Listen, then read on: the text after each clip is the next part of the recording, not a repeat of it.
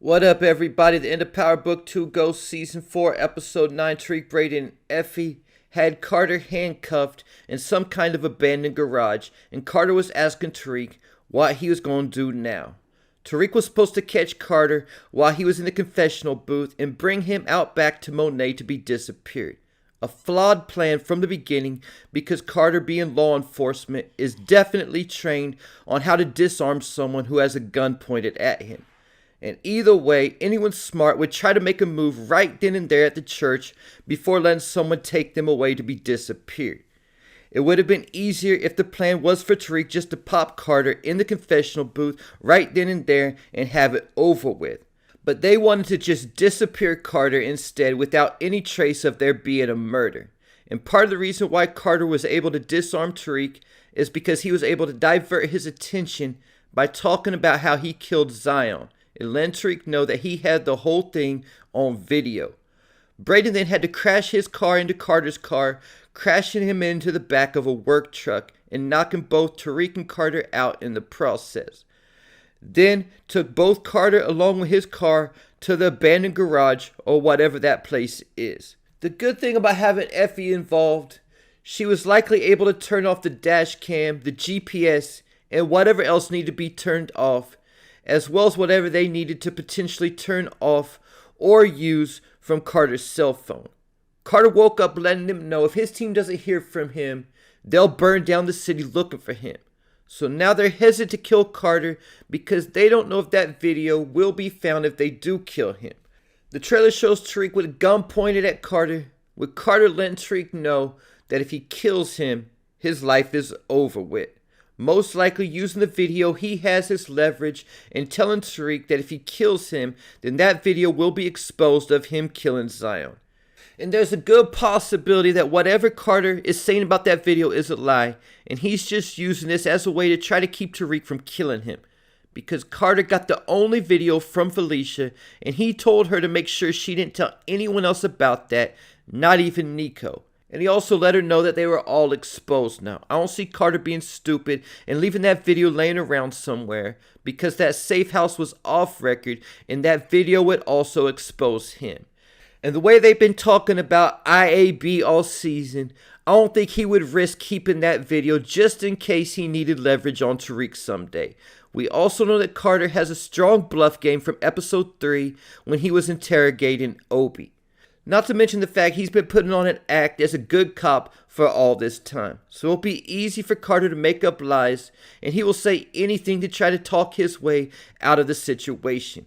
But the thing is, Tariq and them are really at a point of no return. There's no way that they could let Carter go and then think that they're going to be safe. The only thing that could potentially save them is finding out that Carter killed Kamalte and using that as their leverage against him. But even then they might just be buying time until Carter can find another way to take them down. The trailer also shows Carter asking Tariq how he's going to get out of this one.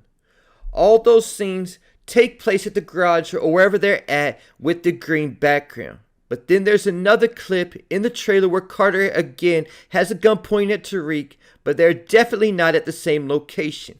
This means that they're going to take Carter to a different location to kill him. And to me, the background in that clip with Braden putting the gun on Carter looks a lot like it's taking place at Noma's warehouse. With everything that Noma has going on, it would be the perfect time to frame her for Carter's murder. Because their entire plan has gone wrong now with Noma still being alive when she was supposed to get killed the night of her wedding by Drew. So they still need to find a way to eliminate her as well, now that she knows that Tariq is alive. And right now, Noma likely has most of her guards with her to protect her from any retaliation from the Tejadahs. And Davis just killed one of her top guards also. This likely means that Noma's warehouse won't be guarded like that right now, and if it is, it will likely only have a couple of her soldiers standing guard. Not to mention that Carter definitely has a phone record of calling Noma, leaving the church that he hasn't been able to erase yet. So they could easily connect Carter to Noma right now. Then they could take Carter to Noma's warehouse and use the gun that they're going to put in Carter's hand to smoke any of Noma's guards that are in the warehouse. Because I don't think that Tariq would actually let Carter get the upper hand again like he did in the church. Maybe they make sure to get all the bullets out of the gun. Then Tariq purposely lets Carter get the upper hand. That way he's on the feet and has the gun in his hand for ballistics when Brayden comes from behind and smokes Carter. Then, because they still have access to Carter's phone, they would send a message to Nico saying that he's about to meet up with Noma, and for Nico to meet Carter at Noma's warehouse so Nico would find Carter dead. Or they could send Nico a message from Carter's phone saying Noma betrayed me. This would be reminiscent of how Ghost killed Jason Mitchell in the elevator and sent a message to the Serbs saying it was Dre. He even made sure to capture Dre coming in there on camera. And this plan initially went wrong, similar to Tariq and Carter, because Tommy was supposed to stash a gun for Ghost, but ended up giving Jason the drop instead to try to get Ghost killed. So I think we could see a similar situation play out here, with Tariq trying to kill two birds with one stone, killing Carter while putting the blame on Noma. This would also be similar to the end of Raising Kanan Season 3 when Rock dropped power with Ronnie and his crew to make it look like Ronnie was the one who was connected to the Italians. Tariq could potentially even use the Russians' fingers that he cut off in episode 9 to put their fingerprints on the murder weapon and leave it at the warehouse for the cops to find. Then this would potentially send the cops after Noma as her and her brother are trying to flee the country. Because Noma's already going to be dealing with a lot of heat after the big shootout at her wedding reception. And I think this is what's going to get the Tejadahs caught up with the cops, because they'll be caught on the scene after killing Noma and her brother when the cops show up. I think this is why the trailer has Tariq asking Diana what she was thinking, because Tariq already had a plan to take Noma out, but Diana and her brothers got caught in the middle of it.